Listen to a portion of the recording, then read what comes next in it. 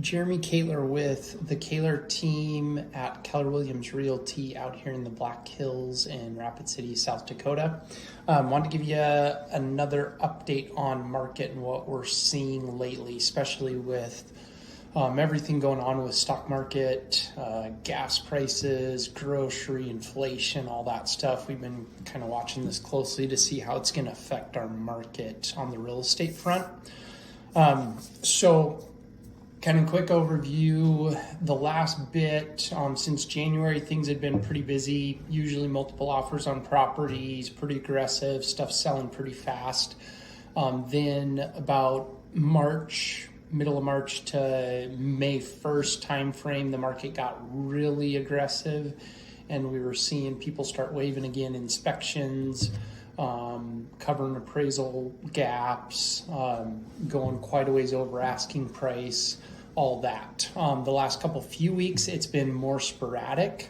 We could put two similar listings on the market the same week, and one would have a lot of activity and multiple offers, and the other one was a little more quiet. We started seeing single offers on some properties where it wasn't a bidding war. So we're just seeing subtle signs that the market may be settling a bit. So that's kind of quick overview. Some of the stuff that we track and we've been watching, inventories, number one. So number of homes in our MLS for sale at any given time that are actively on the market. We were at 238 a week ago. We're at 269 this week. So that is a pretty good jump from what we've seen the last few years. So that has steadily, the last few weeks, been rising.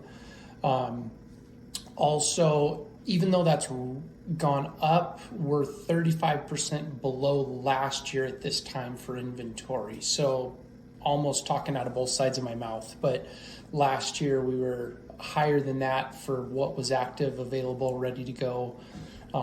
So watching inventory, also watching buyer demand. There's still a lot of buyers out there. A lot of people looking. The kicker and what we've been watching is with interest rates. So the thing that'll affect the buyer demand, one of the main has been the rates. So we went from being in the 3% when some of these buyers started looking at homes to now we were in the low 5s for the last few-ish weeks. And then today it just kicked up to about 6% for kind of a par conventional 30-year loan, which is a huge jump. So if someone was pre-approved in the 3 to 4% range and now we're looking at 6%, that obviously affects their buying power for their mortgage and what they can afford. So that'll start playing games with some of the more expensive homes or just people having to drop their price range that they're searching in. Also, days on market, so we went from 14 to 12 days, so not a big change, but stuff through into May sold quicker, which that'll kind of go back to that middle of March, beginning of May, where we saw stuff heat up. So that days on market will be adjusted as we're seeing stuff maybe settle a little bit. We'll see that effect here in a month or two.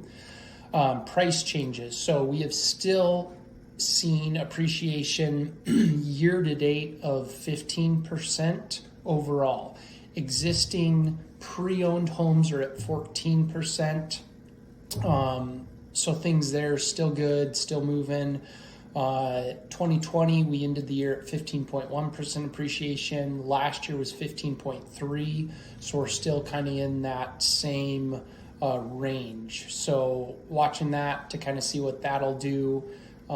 If we start to see that taper down a little bit along with inventory days on market going up, that could show that the market may be moving a little bit. So a couple things with listings. If someone's getting ready to sell, we've been based on what's going on and not knowing what interest rates are due, we're trying to stay ahead of that and get stuff on the market sooner rather than later.